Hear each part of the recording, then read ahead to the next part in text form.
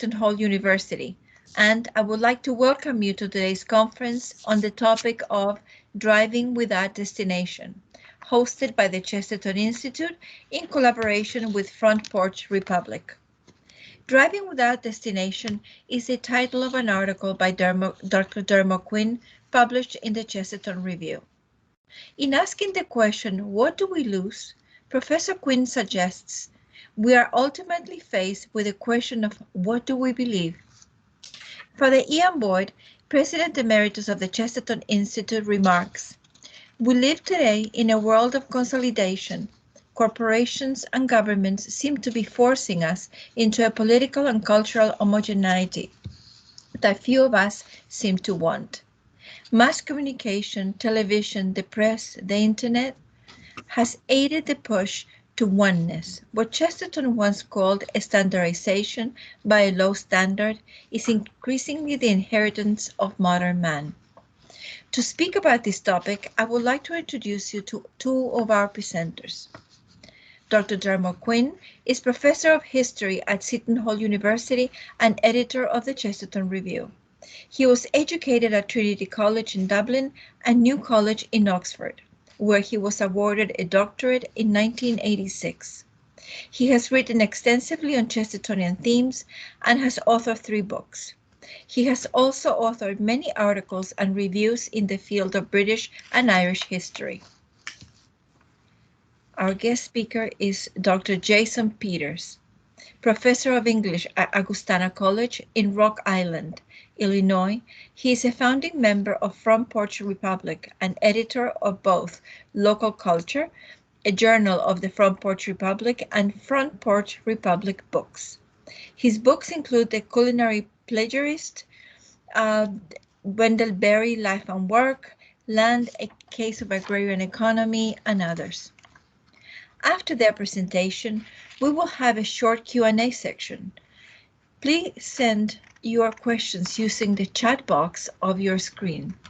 We will try to get to as many questions as possible, but due to time constraints, if we may not be able to, but if we are not able to answer your questions during the program, please be sure that we will pass it on to the speakers. And now, please join me in welcoming our speakers, Dr. Dermot Quinn and Dr. Jason Peters. Thank you. Well, thank you, Gloria, for those good words of introduction, and I welcome everybody to our online conference this afternoon. Conscious, as I think we all are, that there's a certain irony in a title, Driving Without Destination, in an era of COVID when we're hardly driving at all, let alone towards a destination. So that's just one of those odd quirks of timing. What I want to do is kind of offer a few reflections along the lines that Gloria suggested about our kind of modern dilemma, our modern state, if you will. These reflections are prompted, or were prompted, by a trip I made to New York a few years ago. On that trip, I traveled a great North Road, the New York Thruway. And as I left home, I thought of roads and destinations and what they mean. And the idea of a northerly journey has a kind of a romantic appeal, almost a sense of adventure. And that's true, of course, in some ways of all journeys. We are abandoning the familiar to embrace the unfamiliar. We are leaving what is local for us and finding what is local for someone else. And that's why roads have a kind of a powerful metaphorical value. They detach a person from one place and attach him to another. They are the means of leaving home and getting back to it.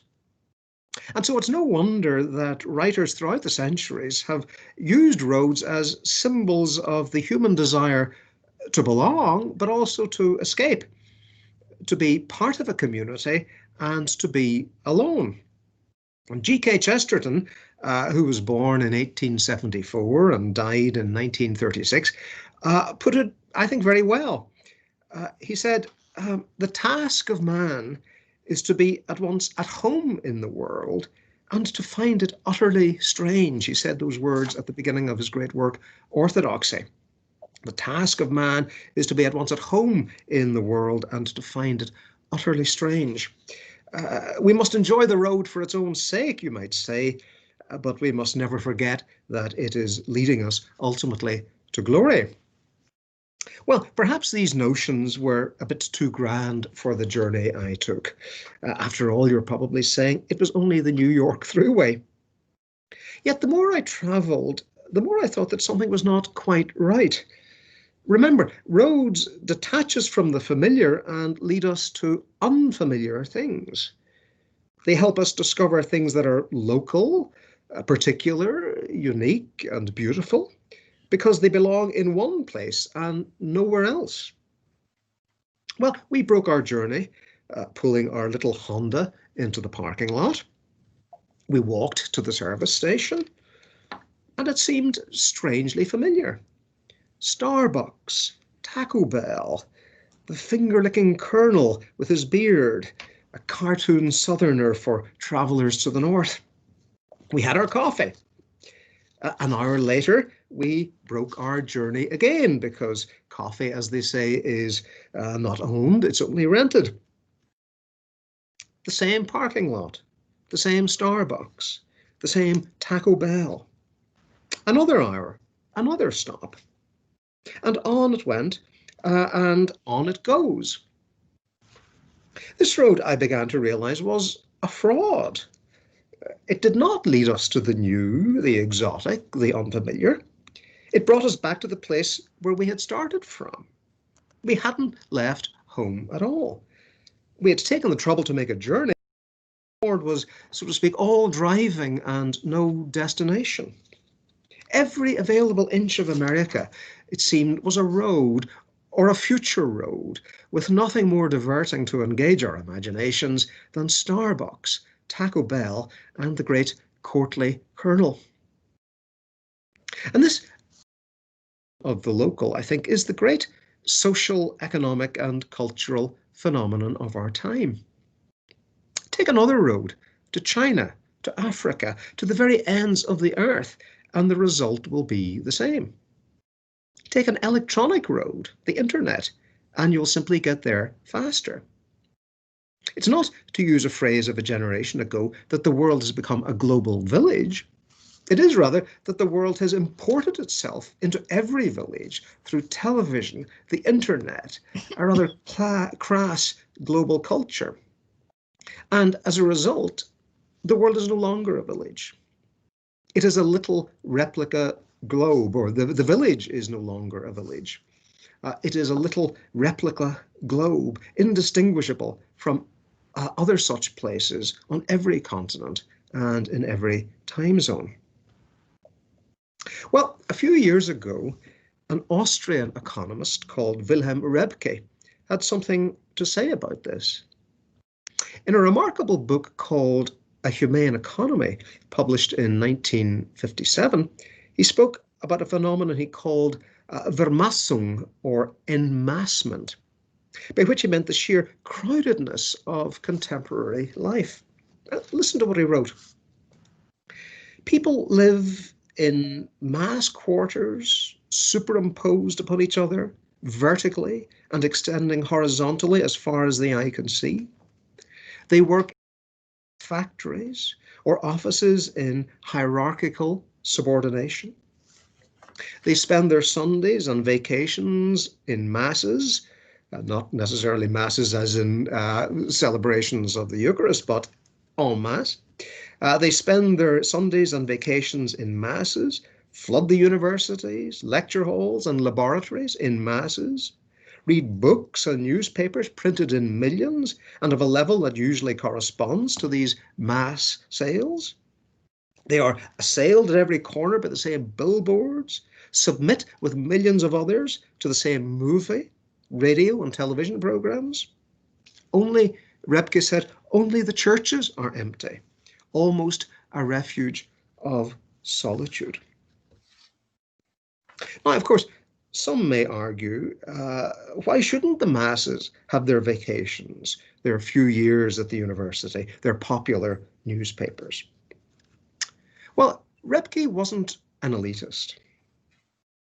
He was simply making the point that the extent to which we become part of a collectivity, a mass, a class, is the extent to which we lose identity and personality.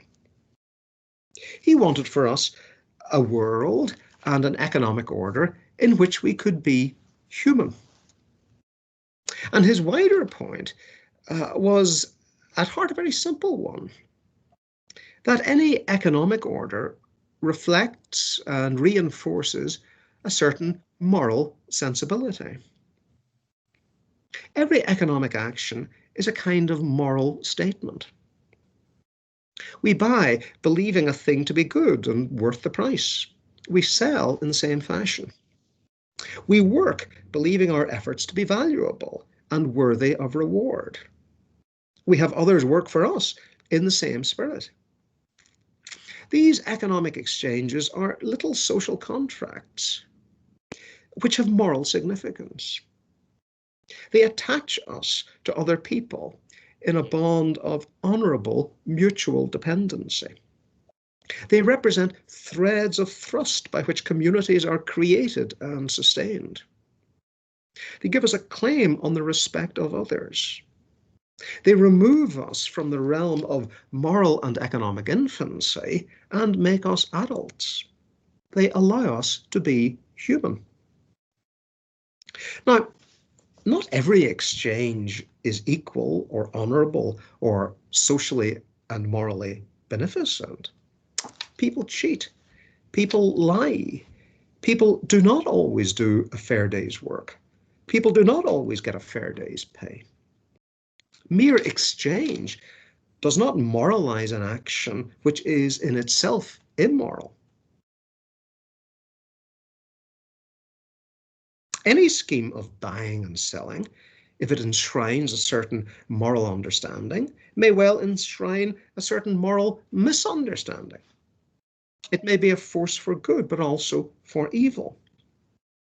Economics may help us become more virtuous, but it may also make us more vicious. To use an old-fashioned phrase, if economics forms part of an entire culture, an ordering of our lives, it may easily become an occasion of sin. It may mold us into people who make wrong choices, almost without realizing that they are wrong. And don't forget, distant economic decisions have local consequences. A meeting in New York may determine the lives of thousands of people in New Brunswick or New Delhi or New Providence. Now, let it be admitted that the meeting may determine those lives for the good. But is it good that the decision should be made there? An economics of localism is surely more likely to enshrine morally worthy objects. It doesn't guarantee them. It simply clarifies our moral imagination, allowing us to see the good things we can achieve by our work and exchange, and the bad things we must avoid by those same things. And there are few things more local or economically consequential than the family and private property. And that is really the key to what I want to say this afternoon. I mentioned at the beginning of these remarks the English writer G.K. Chesterton. And we are, after all, here in the Chesterton Institute. Well, in 1926, Chesterton wrote a remarkable book called The Outline of Sanity. And in it, he made a case for just this economics of localism that I have described. And The Outline of Sanity has, as it were, a companion volume, The Servile State, written by Chesterton's friend Hilaire Belloc and published in 1910. And together, Chesterton and Belloc urged the restoration of private property as the foundation for a sane and humane economic order. Together, they urged that private property should be distributed as widely as possible. They and their followers became known as distributists. It was a rather cumbersome word, and the movement it engendered was occasionally a rather cranky collection, but that's not really important. The wisdom of Belloc and Chesterton is as powerfully relevant today as it was nearly a century ago. And some of the flavour of distributism may be had by listening to Chesterton. The truth is, he said, that if property is good for man, it is good for all men. Indeed, an easy way of defining the difference between freedom and tyranny in any society is to gauge the extent to which property is more in the hands of the people, small people, individuals, families, the likes of you and me, and less in the hands of corporate and institutional entities, big business, multinational conglomerates, and the state itself. Chesterton thought that good business was everyone's business, and everyone's business, that corner shop, that family farm, that teenager who delivers the morning paper, was healthier than the bloated, corpulent corporatism that preferred to keep wealth, and therefore power, in the hands of a few. Distributism, in other words, was a kind of a third way between capitalism and communism. It was economics on a human scale, made by man to fit man, shaped by individuals, and not by the trust or the monopoly or the state.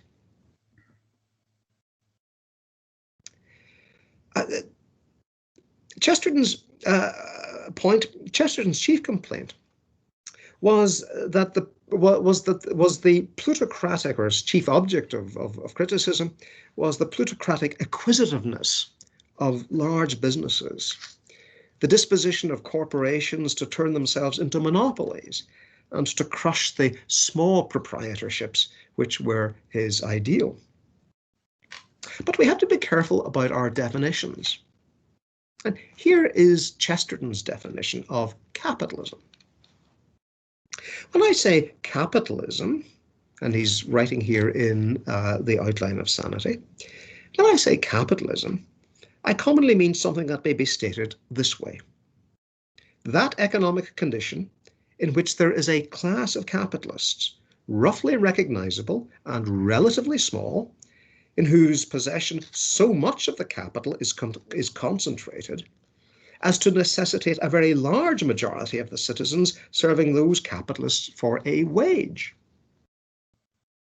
This particular state of things can and does exist, and we must have a word for it and some way of discussing it.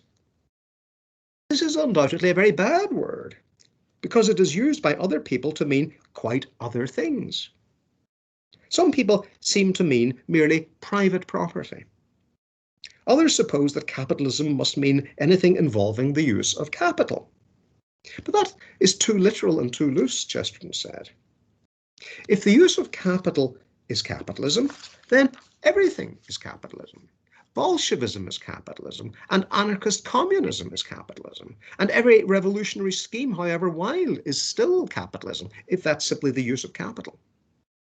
My use of it may be arbitrary. My use of the term may be arbitrary, but it is not useless. If capitalism means private property, I am capitalist. If capitalism means capital, everybody is capitalist. But if capitalism means this particular condition of capital only paid out to the mass in the form of wages, then it does mean something, even if it ought to mean something else. Well, that's the end of the quotation. Chesterton is playing around, if you like, with different definitions of capitalism, saying some of them are useless, some of them are empty, but some of them have actual value. And for him, private property is the key to the question. Now, you might ask, based on that quotation, what is wrong about working for a wage? And the answer is, of course, nothing at all. On the other hand, distributors warned and continue to warn against what they called wage slavery. The idea that there is some kind of natural, inevitable, and immutable economic order in which most people will be without property and will support themselves by earning a wage. No matter how handsome the salary, no matter how welcome the cheque, there is still, in such an arrangement, Chesterton thought, the potential for what he called wage slavery, or a kind of servitude. The boss who dispenses the favour can also withhold it. The man who makes $1 million working for Wall Street is, in certain important ways, poorer than the man who makes a lot less working for himself. So let us be clear then that for Chesterton, private proprietorships represent a bulwark against this wage slavery. And that wage slavery is complex. It's a kind of an amalgam of different sorts of servitude. There is, first of all, the danger of dependence, the sense that one has mortgaged one's future, often literally, to those more interested in their own futures, perhaps even in the futures market itself. There's also a more subtle kind of dependency. Wages as only instrumentally valuable, a means to possession, a way of piling up more and more things. And only too late do we realize that our possessions actually possess us. So, what follows from all of this? Well, for Chesterton, property, the word property, enshrines all sorts of notions of privacy, independence, self-reliance, freedom, dignity. It presupposes individual rights and it promotes them. It is the cornerstone of a humane economy. For thinkers like Rebke and Chesterton, the plea for property was a plea against proletarianization. Rebke put it well. Property, he said, represents a particular philosophy of life, a particular social and moral universe. And what was that social and moral universe? It was one, he said, whose foundations were individual effort and responsibility, absolute norms and values, independence based on ownership, prudence and daring, calculating and saving, responsibility for planning one's own life, proper coherence within the community, family feeling, a sense of tradition and the succession of generations, combined with an open-minded view of the present and the future. Proper tension, Rebke said, proper tension between the individual and community, firm moral discipline, respect for the value of money, the courage to grapple on one's own with life and its uncertainties, a sense of the natural order of things, and a firm scale of values. Well, that was Rebke describing that social and moral universe that is implied by the very notion of property. It's a form of self-proprietorship, you might say, a mastery over one's own life. Think, for example, of the family farm, a social and economic arrangement fast disappearing in this country, but one very much alive in other parts of the world. Its importance, of course, is that it is as much about the family as the farm, working together, eating together, celebrating bounty in good times, sharing troubles in bad times. As a family, they respect the land that gives them a living and a life. It is the land, handed from father to son, worked by mother and daughter, that binds them to generations past and to come, that binds them in a way even more profoundly to the bountiful God who made them. And I think it's not too much to say that this rootedness, this attachment to land and landscape, has a religious dimension. I'm not suggesting that we must all become farmers, although we would surely waste less food if planting and growing, we were the people who had to bring it to the table. I am suggesting that our indifference to family, property, tradition is one of the spiritual crises of our time. Let me read to you some words by Scott Russell Sanders. Sanders, who teaches at Indiana University, published a book in 1993 called Staying Put.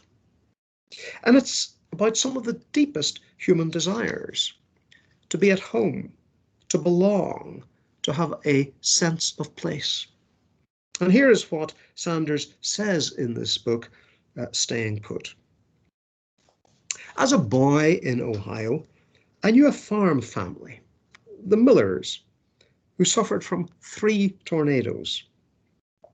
The father, mother, and 2 sons were pulling into their driveway after church when the first tornado hoisted up their mobile home, spun it around, and carried it off. With the insurance money, they built a small frame house in the same spot. Several years later, a second tornado peeled off the roof, splintered the garage, and rustled 2 cows. The Millers rebuilt again, adding another story to the house. They also pulled out half the apple trees and slurped water from the stock pond. Why did the Millers, this is Sanders, why did the Millers refuse to move? I knew them well enough to say that they were neither stupid nor crazy. Plain stubbornness was a factor. These were people who, once settled, might have remained at the foot of a volcano or beside an earthquake fault. They had relatives nearby, helpful neighbours, jobs and stores and schools within a short drive, and those were all good reasons to stay. But the main reason, I believe, was that the Millers had invested so much of their lives in the land, planting orchards and gardens, spreading manure on the farm, building sheds, seeding pastures. This farm was not just so many acres of dirt, easily exchanged for an equal amount elsewhere. It was a particular place, intimately known, worked, dreamed over, cherished. In belonging to a landscape, one feels a rightness, an at-homeness, a knitting of self and world. This condition of clarity, this being fully present, is akin to what the Buddhists call mindfulness, what Christian contemplatives refer to as recollection, what Quakers call centering down. There is only one world, and we are in it here and now, in our flesh and our place. Well, those words by Sanders, I think, are important and beautiful. As we gouge out the land, building bigger and bigger roads to lead us nowhere at all, we gouge our own souls. As we strip the earth to build a strip mall, we have taken a history and torn it up. What will another generation think of us? What, in our more honest moments, do we think of ourselves? And again, a reminder is in order. Those who call themselves distributists, and many who practice distributism without ever realizing that such a world exists, are not opposed to machines, not opposed to commerce, not opposed to city life. On the contrary, they marvel at machines, if they own them. They celebrate shops, if they know the shopkeeper. They live in cities, if the cities have neighbourhoods, good neighbourhoods, parks for children, places where a humanly decent life may happen. All these things are good. What is not good is a world in which we are surprised by such things. And that is the world, in large part, that we have created for ourselves today. We are surprised by civility and think it a matter of comment. We see city neighbourhoods and we marvel at their survival. We take delight in such anachronisms as towns without Rite Aid or Costco and wonder how long they will last. Well, maybe we shouldn't wonder, because they will not last long. But it's only a deracinated, unhistorical, feckless era that makes these things seem so strange. Years ago, they were quite normal. So that's one reminder. And another reminder is this. Much of distributism, which some economists label exotic, is simply common sense. Rebke, whose book A Humane Economy I've quoted already, outlined the kind of economic and social order he wished to see. It was one in which, and I quote, wealth should be widely distributed. People's lives should have solid foundations. Genuine communities, from the family upward, would form a background of moral support for the individual. There would be counterweights to competition and the mechanical operation of prices. People would have roots and not be adrift in life without an anchor. There would be a broad belt of an independent middle class, a healthy balance between town and country, industry and agriculture. That was Rebke in A Humane Economy. And that final phrase, a healthy balance, is important. Chesterton implied much the same in The Outline of Sanity, when he suggested that the distributist state would bring, as he said, not perfection, but proportion. Chesterton was not a utopian. He was offering in distributism not perfection, but proportion. Well, how then to proceed? Having diagnosed the modern dilemma, how should we cure it? A famous friend of G.K. Chesterton, the Irish Dominican priest Father Vincent MacNab, was once asked how to bring about the distributist state. His answer was, cultivate a distributist attitude to life. Distributism, at its core, is a call for simplicity. And how do we cultivate that attitude? We buy in the local store. We support the family business. We open a business ourselves. We encourage local banks to support independent operators with low interest loans. We promote affordable housing, built, of course, with local labour, local craft, even local love, through non-usurious mortgage arrangements. We encourage cooperatives, whether agricultural or industrial. Cooperatives enshrine the sound distributist principle that modest profits, widely shared, are preferable to the same sum in the hands of one person. We practice what Chesterton's biographer Maisie Ward called a fierce and pious thrift. We keep what was once useful and find other uses for it. We recognise that the prodigious bounty of nature should be preserved, not squandered. In all of these ways, we can promote a sane economy. Above all, we can look to ourselves for our own salvation. There's no Department of Distributism in Washington, D.C., and if there were, distributists would be very suspicious of it. The last place to look for an answer to the problem of bigness is big government itself. Local solutions to local problems, that's the distributist way. Well, this is not to say that our juridical arrangements, laws, regulations, statutes, are of no consequence. On the contrary, they are vitally important in helping or hindering this project for a sane economy. One obvious need is for intelligent antitrust laws. Monopolies are inefficient and corrupt. They distort the proper working of the market, pushing up prices and crushing local businesses and shortchanging the customer and destroying our landscape. And monopolies are also corrupt. Too often, they trade in their economic for political power. The better, of course, to preserve that economic power in fundamentally unfair ways. Monopolies, wherever possible, should be broken up. To enforce antitrust laws, indeed to strengthen them, is not to engage in creeping socialism. Quite the opposite. Socialism, like monopoly capitalism, is a centralizing, collectivizing, statist assault on the individual.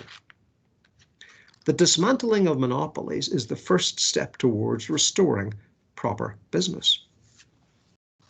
And a corollary of antitrust legislation is a tax regime that promotes the family, the acquisition and inheritance of capital, and the creation and maintenance of small businesses.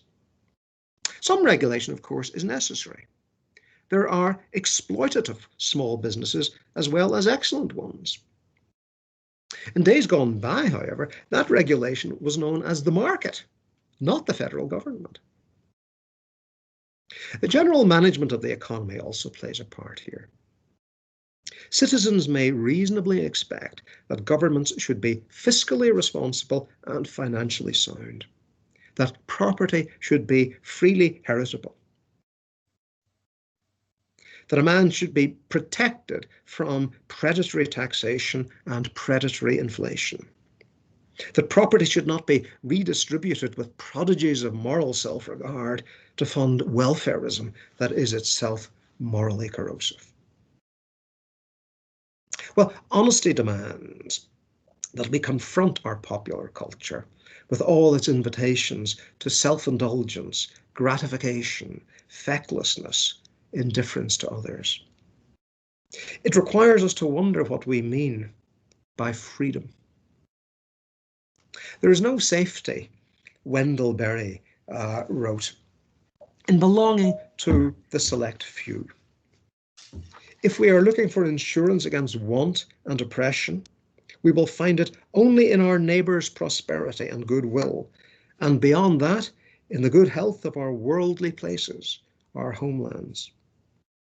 If we were sincerely looking for a place of safety, for real security and success, then we would begin to turn our communities, and not the communities simply of our human neighbours, but also of the water, earth, air, the plants and animals, all the creatures with whom our local life is shared. We would be looking too, he said, for another kind of freedom. Our present idea of freedom is only the freedom to do as we please, to sell ourselves for a high salary, a home in the suburbs, and idle weekends. But that is a freedom dependent upon affluence, which is in turn dependent upon the rapid consumption of exhaustible supplies. The other kind of freedom is to take care of ourselves and of each other. The freedom of affluence opposes and contradicts the freedom of community life. Our place of safety can only be the community, and not just one community, but many of them everywhere. Upon that depends all that we claim to value: freedom, dignity, health, mutual help and affection, undestructive pleasure, and the rest.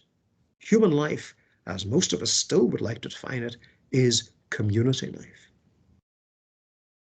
Well, Berry's words give shape to the formless anxiety that something seems to have gone wrong in America, and we are hard-pressed to know what it is. When every desire may be fulfilled, no desire seems different from another. When every appetite may be satisfied, no satisfaction seems more than temporary relief. We have created for ourselves a social order that celebrates having, and suddenly we realize that all along we really wished to celebrate being a family, being a community, being a person who trusts and is trusted, being a child of God. Our prosperity, in short, is turning to dust in our hands. To conclude, free markets are preferable to tyranny, not because they enrich us, but because they moralize us. They connect us to authentic human communities, allowing us to be self-reliant, yet also honorably dependent on the efforts of others. Precisely for that reason, to make a cult of the market is to detach it from its own moral imperatives. Markets do not generate moral norms, they presume them. Moreover, they offer the freedom of self-discipline, not unanchored greed. That is why the journey is an important one. Roads connect us and disconnect us. They bring us to towns worth knowing, to communities built on a human scale. They bring us to places we may not recognize. Sometimes, though, when the journey is over, they may bring us to a place we recognize only. They bring us home. And that is what I propose for our reflection this afternoon. You have been very patient to listen to my thoughts, and now I'm really delighted to offer the floor to Dr. Jason Peters, who is a new friend of the Chesterton Institute, but we hope a friend for life. So, Dr. Peters. Thank you very much, Dr. Quinn. I hope I can be a friend for life. I hope nothing I say here will compromise my being a friend for life. I'm grateful to the Chesterton Institute to be a part of this today. It takes me back to my undergraduate years when I first discovered Chesterton and read and read and read as much of his work as I could. I prepared some remarks in response to Dr. Quinn's paper, and here they are. To the scene of this horrible and deadly accident called modernity, Dr. Quinn's essay arrives as an intrepid first responder. I say first responder because it's always a good idea to use words that have been granted amnesty in the realm of public thought and speech. Don't be surprised if in my next breath I thank him for his service. And to this 20-car pileup and the carnage and the luggage strewn everywhere, Dr. Quinn calls for backup from all the best emergency units available. Wilhelm Röpke, G.K. Chesterton, Hilaire Belloc, Father Vincent McNabb, and even from a couple of living EMTs I'm honored to call my friends, Scott Russell Sanders and Wendell Berry, devout localists and true patriots of the Hoosier and Bluegrass states, respectively. Long may they live not anywhere, but somewhere. Long may they take their sustenance from their gardens, the farms of their regions, in their own kitchens, and the local diners, where a waitress named Dottie will call you dear or sweetie, and then pull a pencil from an impressively stacked hairdo to write down eggs over easy on a small spiral notepad. Dine there, I say, and not at the eateries standing like houses of ill repute on either side of the accident. Taco Hell, McDeathnell's, Burger Thing, Crapplebee's. Or supposing the analogy of a car wreck to be unequal to the task at hand, for I will admit that the collateral damage we find ourselves in is no accident at all, but a carefully planned experiment in soul-crushing homogeneity, dating back to what Newman called the Baconian philosophy and intended apparently to turn us all into excellent sheep. Supposing the analogy of the car wreck to be inadequate, I'll reach for another, which perhaps is better suited to the end of our highly regulated wage-earner workdays in this decidedly non-distributist state we're living and dying in. The essay Driving Without Destination is a sudden glory. It is like a chilled glass, shaped like an inverted pyramid and sitting atop a slender narcissus stalk in good 1939 World's Fair triangular fashion. And in it, the ice-cold gin jumps to life at 3 drops of dry vermouth, a drop for each person of the Holy Trinity, while at the bottom of the inverted pyramid, bathing like Bathsheba in the moonlight, There soaks an olive, a blue cheese stuffed olive. That is a sudden glory, around about 5 o'clock, and I think Chesterton would agree. At any rate, the phrase sudden glory captures my reaction to this essay.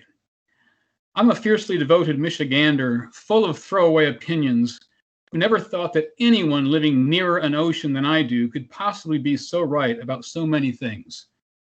But Dr. Quinn has me reevaluating my prejudices. His essay had me quickly.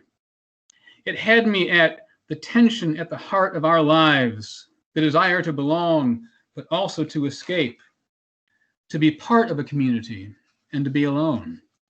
It had me at leaving what is local for us and finding what is local for someone else.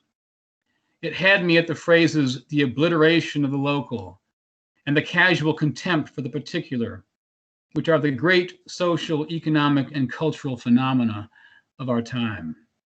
It had me when it called homogeneity and globalism modern blasphemy. It had me at its claim that the elitist despises human beings. It had me at morality is more real for us when it is local, and an economics of localism is more likely to enshrine morally worthy objects. But because Dr. Quinn has already done such a credible job of describing, defending, and advocating the localist creed, and localist, by the way, is a term that, not surprisingly, my word processing program does not recognize, and because he has so clearly laid out the doctrine of widely distributed property that is at the heart of distributism and also agrarianism, I would like to riff a bit on his guiding image, the road. I don't mean Cormac McCarthy's book by that name, though it fits into these remarks. I mean rather this. The metaphor of the journey or pilgrimage is indispensable to our self-understanding. It's in the Odyssey, of course, and the Old Testament. It's in the Divine Comedy and the Canterbury Tales.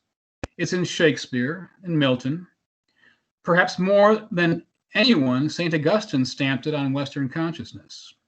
So apt a metaphor is it for a human life, as for the life of a people. I won't spend my breath defending it, but I will say that the tradition that bequeaths this metaphor to us consistently insists that the purpose of the journey is transformation. It insists that we be worthy of the destination. Perforce, this destination includes home itself. For not only departure, but return also must be accounted a part of the journey, as for Odysseus, as for the prodigal son, as for anyone who, having been sneezed on by someone suffering from hypermobility or upward mobility, decided to stop, turn around, and go home, and perhaps to see home for the first time, as both Chesterton and Eliot have said. Odysseus and the prodigal are made worthy of their destinations by dint of their transformations, and they both see home anew. It is likewise true that the metaphor of the journey participates in the structures of comedy, which is marked by a movement from chaos to order, and which ends in a feast, often because a marriage has restored the social order.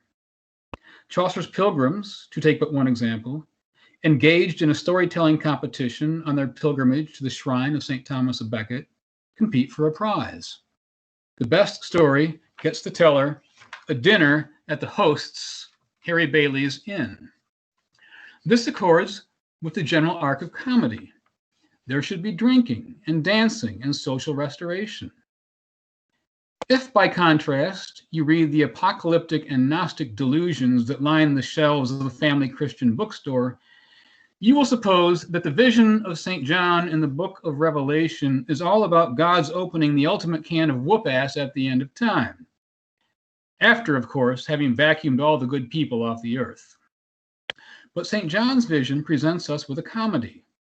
It ends in the marriage feast of the Lamb, the union of the bride and the bridegroom, with putting to rights what, since the fall, has been disordered.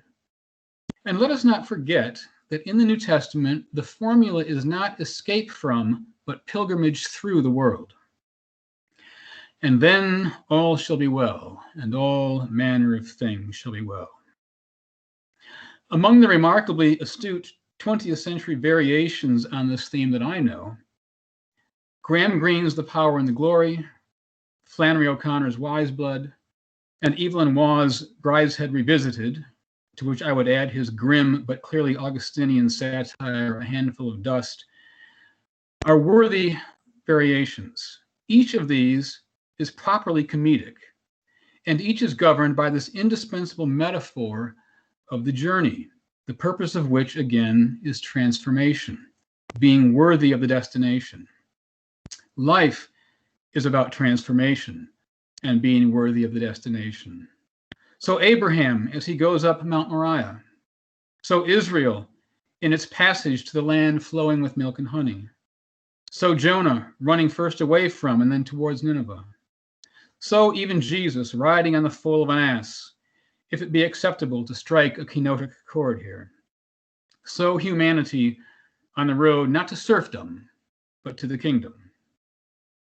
Dr. Quinn rightly implies that it is difficult to achieve any kind of self-understanding, to benefit at all from this great metaphor, when your journey begins at Starbucks and ends at Starbucks and offers nothing like the immense variety we get along the way from the Knight's Tale and the Miller's Tale and the Nun's Priest's Tale, and of course, the Wife of Bath's gap-toothed tale.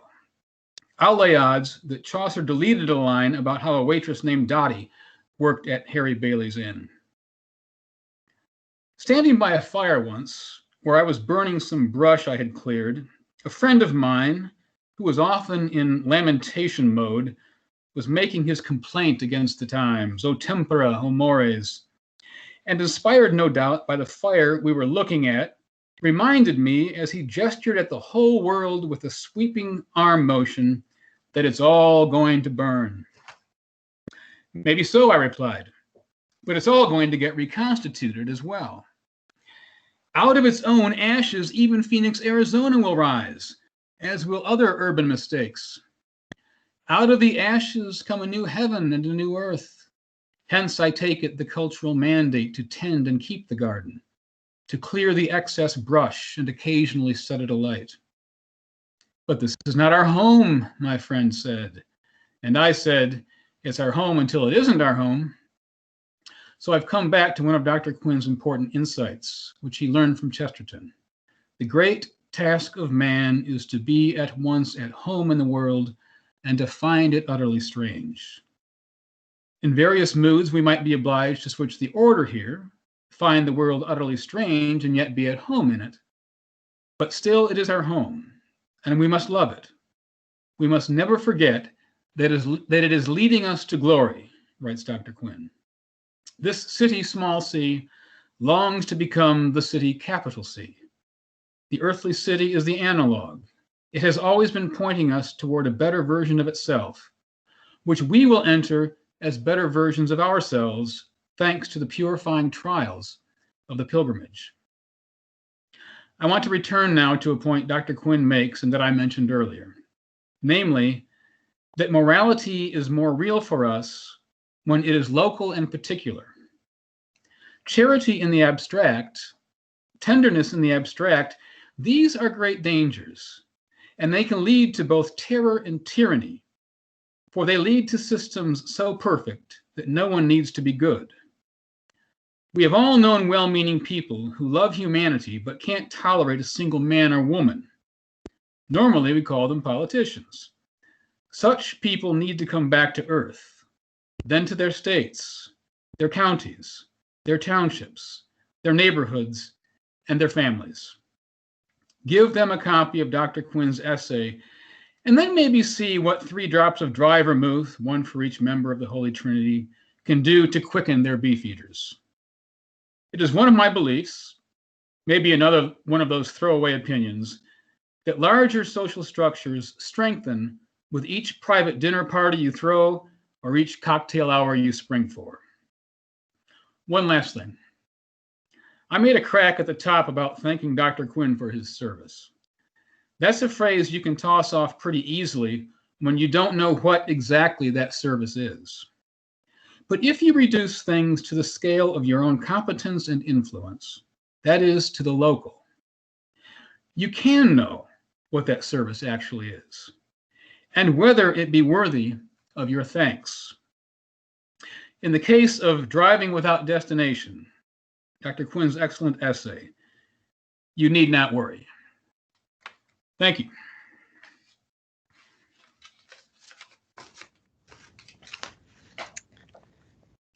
Thank you, Dr. Peters, and thank you, Dr. Quinn. Now, I don't know if you, I have a couple of questions that we have received that I would like to present to both of you. So I have four so far. There may be more, but let's start with number one. Well, first of all, thank you again for these great presentations and response. First question. Did anything in particular prompt Chesterton to become a distributist? Well, yes, I think the answer to that, Gloria, is yes. But before I give an answer, let me say how extraordinarily gratified I am by Dr. Peters' wonderful paper. I know it sounds a bit like Freeman buttering Stubbs as we engage in this kind of mutual congratulation, but I thank him very, very sincerely for his kind remarks about my dry martini of an essay, and I thank him for his flowing tankard of beer of an essay. It was a wonderful, wonderful essay, Jason, and I thank you for it, which we will, with your permission, perhaps include in a future issue of the Chesterton Review. To answer your question, Gloria, or the question that was submitted, I think in some ways, yeah, there was something in particular that encouraged Chesterton to become a distributist. And if we were to rewind the clock to round about 1905, 1906, those of you who are familiar with British history might know that there was a whole series of social reforms which were enacted by the Liberal government, which came into office at the end of 1905, and which was a kind of a formidable administration in 20th century British history. And those social reforms introduced in a pretty substantial way what was to become the welfare state in Britain. So you had, for example, old age pensions, you had eventually a National Insurance Act of 1911, you had regulation of working practices in mines, you had labor exchanges and so on. And many of those things we would take almost for granted nowadays. But for Chesterton and for Belloc and for their circle of friends, these social reforms were, in some ways, were rather dangerous, rather frightening, rather alarming. For this reason, I mean, obviously Chesterton is not opposed to decent working conditions, clearly not. But at the heart of these social reforms were a couple of assumptions. First of all, that working people were permanently proletarian, that they could be categorized by law as dependents of the state, if you like, wards of the state, and that the poor were in some ways just kind of not quite in the same kind of social world as people, as the well-off. I mean, these were reforms which were, so to speak, given to the poor by people who did not know what it was like to be poor. People, an elite, which was, certainly well-intentioned, but regarded the poor as kind of lesser people. So at the heart of these social reforms was the assumption of the existence of a permanent proletarian class, which had to be, so to speak, managed by welfare reforms. And that's precisely what Chesterton and Belloc refused to accept, the existence of permanent proletarianization. And the answer to that was property. The answer to that was all of the things that I and Dr. Peters have discussed. So I think, yes, there is a specific point at which Chesterton recognized that distributism was a powerful response to this kind of dehumanizing welfarism, which was kind of the creeping legacy, if you will, of Edwardian social reform. Social reform, which, by the way, in some significant respects originated in Germany, and that was another reason why Chesterton and Belloc didn't much care for it. So I think that's the answer to that question. Thank you very much. I don't know if Dr. Peters, do you have anything to add that you would like to add to the answer that Dr. Quinn has given? No, I don't. This is 100 times better answer than I could have given. The only thing I would add here, I guess, is that Chesterton regarded Belloc as the real theorist behind distributism. And that is, I think, Dr. Quinn, you can correct me if I'm wrong, but that I think is most clearly spelled out in the Servile State, which preceded Chesterton's outline by something like 15 or 16 years. That's absolutely right. I mean, I think both of them shared a passionate sense that the state was a kind of plutocratic conspiracy against ordinary people, an idea which has obvious purchase today, I think, and that ultimately this was a way of keeping people down. I mean, Chesterton was a radical in the sense that he went to the root of things. He went to the heart of the problem, and the heart of the problem was that welfare, which is well intended, nonetheless has the effect of literally demoralizing people, detaching them from the from the moral underpinnings of their own lives. I mean, this is brilliantly outlined in his book, What's Wrong with the World, which is about how families are the locus, if you will, of freedom, that we are most ourselves in community, as Dr. Peters rightly says, and that the assault plutocratic welfare reforms was ultimately on the independence of the family.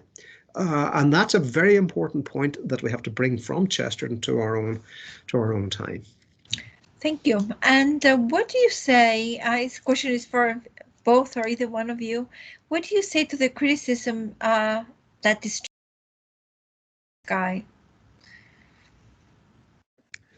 Well, I would say to that, and Jason could certainly speak more eloquently, I think, about it. I would say that it isn't pie in the sky; it's pie in the hand, and it's pie served by that waitress called Dottie. Distributism is a reality. It's not a kind of abstract theory. It is a reality which has been the reality of most of the history of the world since people were recording history. It's entirely feasible. It's entirely possible. It's entirely within our compass and within our grasp to do what Jason says, to go to those local places, to have a conversation with Dottie. I mean, when he mentioned Dottie the waitress, I thought of another little distributor's journey I took to Pennsylvania a few years ago, and a place called Irish Hill, which Jason will know. If he's not been there, he's been to a place like Irish Hill. And there are lots and lots of Irish hills all over America. And my great friend and colleague, Professor Ralph Waltz, who lives there, brought me to a cheese factory. Well, the word factory is a very grand term for what was a room slightly smaller than the room from which I am speaking. And it was owned by a lady called Dottie Lou. So I think that Dottie should be the name given to all distributists, whether waitresses or owners of cheese factories or whatever. It's not pie in the sky. It's absolutely within our reach and within our grasp, and we can see it in all sorts of different ways. Sometimes,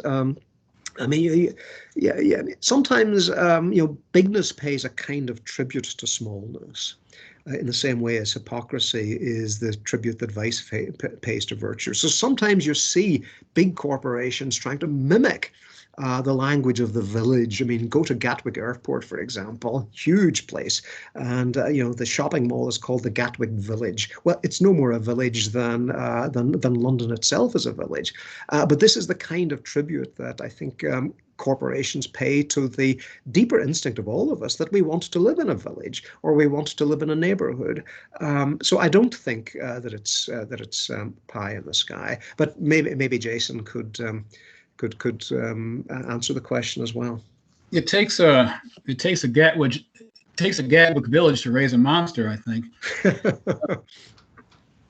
Belloc rightly feared that once property had been taken out of the hands of people, that they would not want to own it again. They would not want to take it back. They would be too comfortable, maybe too addicted, you might say, to the wage or the salary, to the hourly, or to the paycheck. And so that was a concern for him. It wasn't a concern because he thought distributism was pie in the sky. He was at great pains to explain how England in 10 Christian centuries had achieved a distributist state before the confiscation of the church lands and the that followed those. And likewise, I mentioned this only in passing in my paper. Likewise, some of the Southern agrarians, the Vanderbilt 12, had arrived at this notion on their own before they even had heard of the distributists. And they believed that John Crow Ransom, for example, believed that the solution to the Great Depression in America was the repossession of the land, the taking possession of the land by the many, because especially in America where land is plentiful, there is a living to be had from it. And he argued very seriously in his book Land that this way forward was in fact a way back. I would also say this: naysayers tend to say things like this. Well, we can't do this. You can't. This is pie in the sky. You can't turn back the clock. I've turned clocks back many times. You just put your hand you put your finger on the hand and you turn it back. Or you do as Wendell Berry once said. He said, "I'm not talking about going back in time. I'm talking about going back in character." And it would take a great deal of character to go back. I think Belloc realized this. It'd take a great deal of character to go back in character to the distributist state. I'll illustrate that point very quickly in one other way. I get apoplectic when I hear people tell me that I'm being nostalgic, and they always follow that line with being nostalgic for a past that never existed, when in fact that past did exist, and in fact does exist in some places even to this day. Go ask the Amish whether that past exists, and they will tell you that it does. And at any rate, the word nostalgia means homesickness, and I'm all for homesickness. I believe in it. Yeah. Thank you. We have 2 more questions. And the next one is, do you think that distributism needs to be rescued from distributists? Oh, what an interesting question. That is that's a question that bears a lot of thought and reflection. And I would say this, Gloria, that one of the difficulties of distributism is that it became, so to speak, a movement. I mean, we talk about the distributism movement, and Chesterton's followers did follow him, and in some respects, it became a kind of distinctive platform. So that, for example, Chesterton had, his own newspaper, GK's Weekly, which in some respects was a vehicle for distributist thinking. And some distributists, I think it has to be said, were a bit cranky, were a bit, sort of contrarian. Sometimes when you look at, sort of memories or descriptions of meetings of the societies, it seems to be just a collection of kind of beer-drinking schoolmasters who sort of get together and lament things. Yeah, they can, so to speak, give this idea to people that distributism is simply a form, as Jason says, of a slightly self-pitying nostalgia for an era that either didn't exist or did exist but is no longer achievable. I don't think that's a particularly serious problem. Yeah, there might be a certain amount of crankery in some distributists. Well, human beings are like that. It's not a matter of any great moral consequence. What distributists dislike, of course, is this kind of imposed conformity and uniformity of opinion, and this dreadful homogeneity where we all have to have a package of beliefs. We then march towards a ballot box and express those beliefs. I mean, human beings are complicated. Life is complicated. Distributism is not simple. As Wendell Berry, Jason is a great admirer, as I am, of Wendell Berry. One poem begins, if I remember correctly, and Jason will correct me if I'm wrong. Nothing is simple, not even simplification. Distributists are not in the business of simplifying. They're in the business of recognizing complexity. But to the extent that the distributist movement became a bit self-conscious, a bit the preserve of kind of beer-drinking school teachers, that is the extent to which distributism becomes kind of less persuasive to a lot of people. The thing to remember, Gloria, is that most distributists don't know that they're distributists. They've never heard the word distributism. They simply conduct their lives in a distributist fashion and take it entirely for granted that this is how life should be conducted. And they would be the last people to call themselves distributists. I mean, they're a bit like Michel Jourdain, who has been speaking prose all his life. I mean, they are distributists who have been doing distributism without ever realizing that they are distributists. So to modify to offer a kind of a friendly amendment to the question, I would say that sometimes distributism could be the vehicle for a rather self-conscious contrarianism, which would put a lot of people off. But mostly, distributists are very, very grounded, sensible, reasonable people who don't have to be rescued from themselves. Maybe they should be rescued from people like me who organize conferences about them. Thank you. Jason, Dr. Peters, do you have any remarks or any thoughts? That's well said. I think it's the case that once a thing becomes a movement, there's reason to be distrustful of it. And once a movement gets any money, there's a big reason to be distrustful of it. And so it may be the case that localism, for example, to the extent that it becomes a movement, can be an occasion for distrust because it's just rich people going to boutique shops to vacuum their conscience by shopping locally. But I think Dermot is right. The distributists have to be told that they're distributists in the same way that many agrarians had to be told that they were agrarians. They didn't know that there was a theory that described them. They were breeding their sheep and raising their crops, and tending their gardens. But I do want to say just one thing. Dermot hit on this. It's a very important point. I think what we're talking about when we talk about localism and distributism is not simplification. It's not trying to simplify life. It's trying to reckon with the complexity of life. Berry has called this complexification. And when he repatriated, when he went home to Kentucky in 1964 after resigning a position at University of New York in the Bronx, he was told by many people, well, you just want the simple life. And his reply was, no, I had the simple life in New York. Whenever I needed something, I just wrote a check for it. That's pretty simple. Here at home, I live by my own labor and my own knowledge, and I'm corrected by my own ignorance. It's a very complex life, and I'm trying to be equal to the complexity that is around me.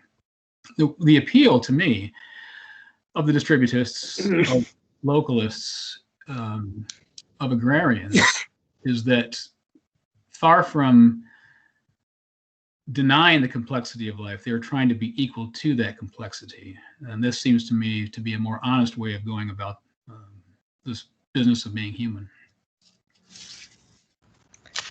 Thank you. And now we're going to our last question of the afternoon before we close the program. And it is for both of you, either one of you. Do you consider Chesterton to be a serious economist? That's a good question. I think that in some ways I would reframe the question. I think Chesterton offers serious economic proposals. There was, for example, a distributist platform, which outlined specific remedies for specific problems.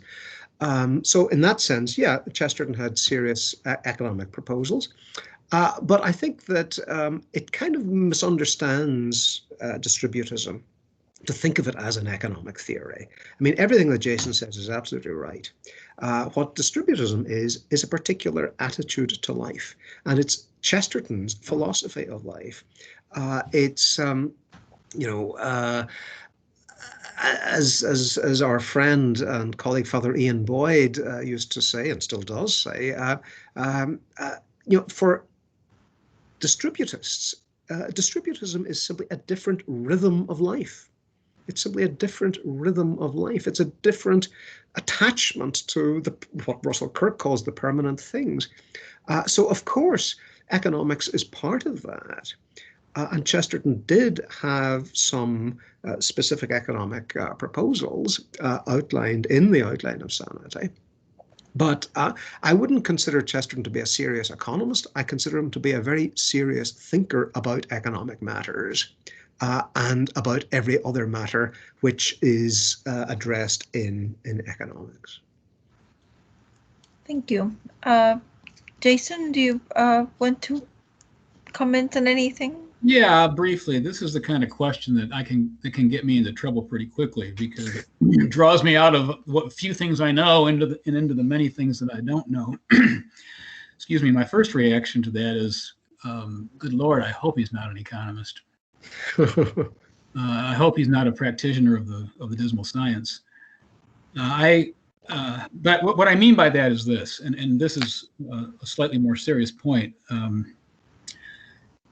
As a thinker who's concerned with economics, Chesterton understands that you can paper the world over with money and banknotes and certificates of deposit and tax shelter annuities and all these things, but we all live by the real wealth of the world, which is measured in clean water, soils that can be counted on to produce food, and the honest labor of the people who are tending it.